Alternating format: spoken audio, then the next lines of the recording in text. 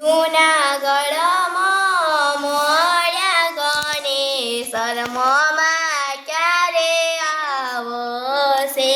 જૂનાગઢમાં મોમાં ક્યારે આવશે? મોમાં વિના તો ઘડીએ ના ચાલે, પાઘડીએ ના ચાલે. મોમાં વેલા આવજો. મોમાં વિના તો ઘડીએ ના ચાલે, પાઘડીએ ના ચાલે. મોમાં વેલા આવજો. જૂનાગઢમાં મળ્યા ગણેશ મામી વેલા આવજો.